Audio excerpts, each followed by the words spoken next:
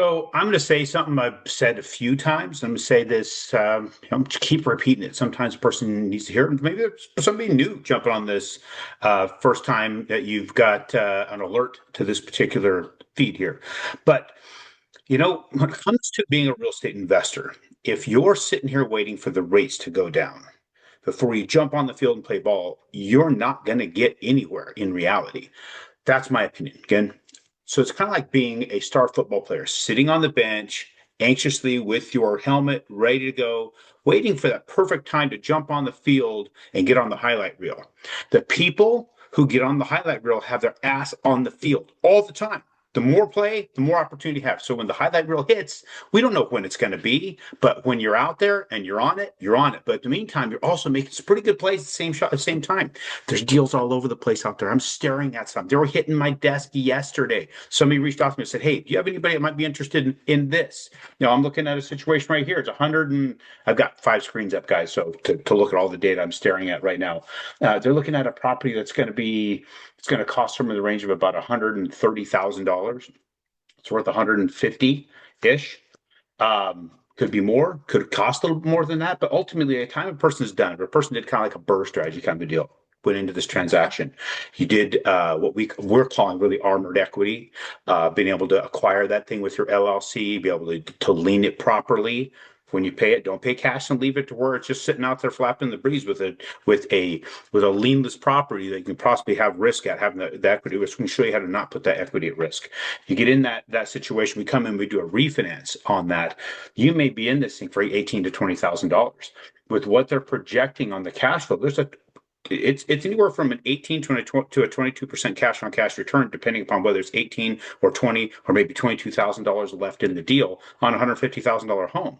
On top of that, you amortize that out and you do the math on a person amortizing the existing note that we're going to have based upon what you have involved in the deal. You could be seeing somewhere in the range of 15 to 20% gain on your investment. And I'll have to do the math with you if you're interested on this deal with the amount of money you leave in it based upon what's being paid off by your tenant.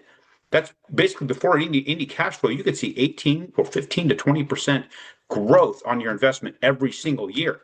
Then if you have a house, this house is appreciated at 2.5%. The claim on this market is 5. I'm saying 2.5.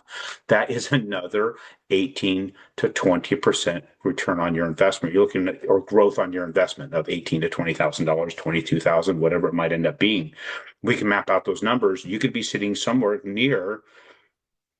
This could be a 45 to 60% annual increase on the dollars you invested, range between $18,000 and $22,000.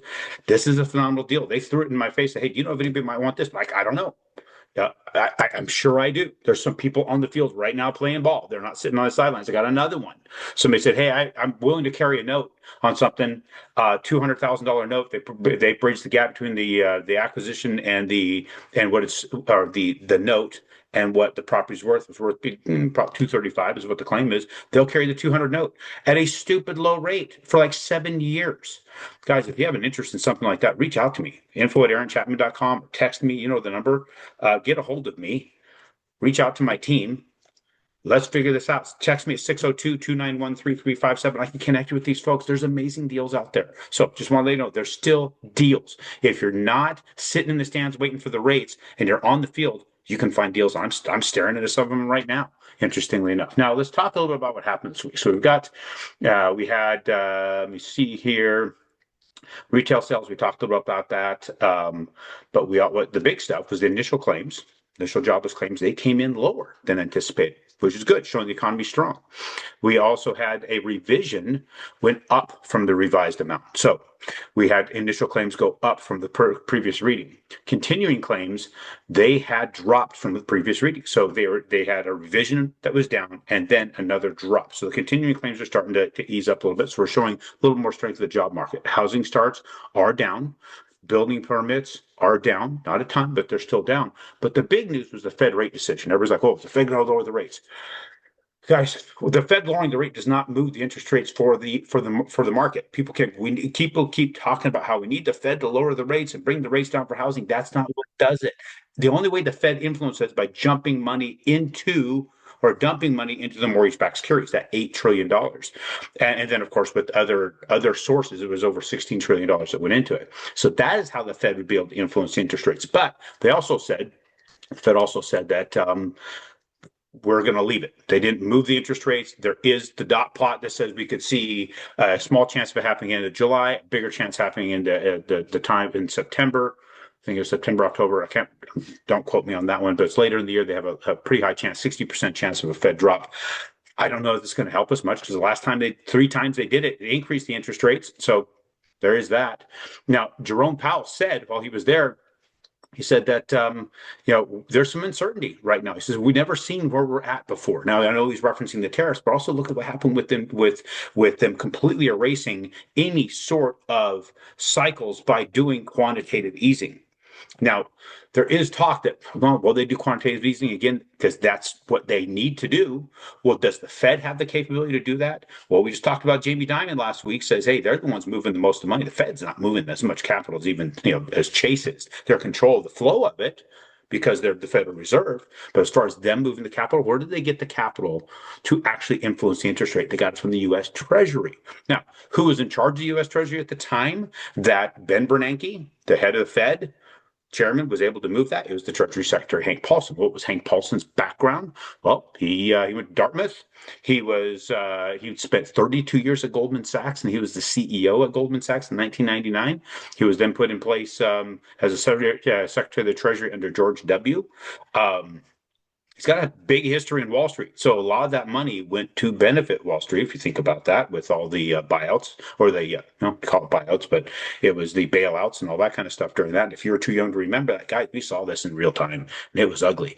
That's how the Fed got the money to be able to do it. That's how the chairman of the Fed was able to influence interest rates by going to the Secretary of the Treasury, have the U.S. Treasury create money to pass through the Fed to buy down the rates, basically. That's what they did. They bought mortgage-backed securities and bought down your rate for you.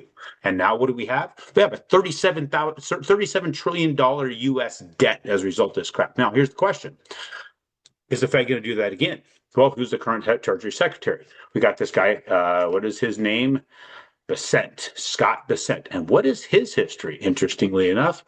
So he was the CEO at Key Square Capital Management. He was also served as the chief investment officer of the Soros Fund Management. So check that kind of thing out. He taught at Yale. So I don't know.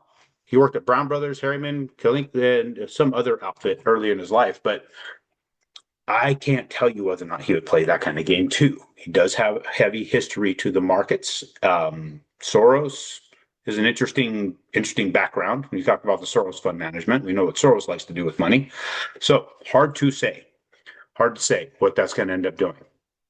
But it would take that. It would take them being willing to go to the Treasury and get that money. Do we think that he might go for that? Possibly, but do we think the president would do that? That's shoving with them trying to save the taxpayer money, implement all the Doge stuff and whatever. You look at the USDebtClock.org right now. In fact, let's just go to it together.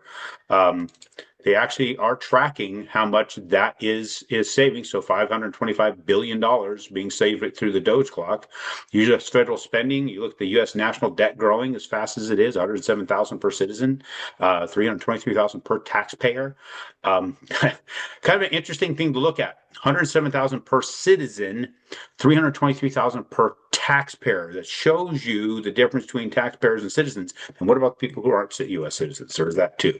So when you consider what we're dealing with here, I don't know that we're going to see that type of thing happen. Therefore, I don't know that we're going to see interest rates go much further down than where they are today. The lowest rates we had seen in the last little bit, we saw April get into this, we saw it get into that one little area, right? We saw it again in September and October. Then we saw it before, way back in December 2023. Those are the times that we have seen the interest rates really at their lowest point. And we are in the midpoint of where the rate range really swings, with these channels bringing it down, it coming back up, attempting to go to that higher point. This is the market trying to see what is the value the security that they'll be willing to take on. Is the risk worth the reward? Meaning, can we put enough money in there and get enough money back out to warrant how much money we're putting in? No.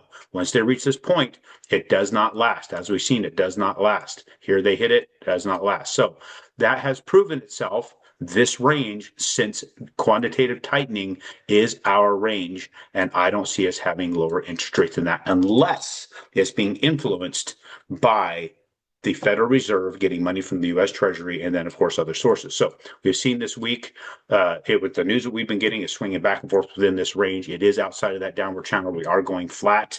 These are our barriers here: floor, ceiling. We probably could turn this blue if we could. I got to find where there's my markers. So that will be our floor. We'll go ahead and save this. And this is where we're going to see trading in. That's where interest rates are laying at today. That's what's driving the interest rates. You start hearing people talking about the Fed going to move the rates. You know how the Feds can move the rates like we just discussed. If you think differently, feel free to talk to me. I'd love to chat about it. I'm just looking at history. I'm just looking at data. It's just everything right sitting up in front of us. We do have a lot of talking points. People like to spout off about it because they think that there's some sort of control button that the Fed has. We know they don't. Jamie Dimon said it himself. $100 trillion a day rolling through the markets. That's not the Fed.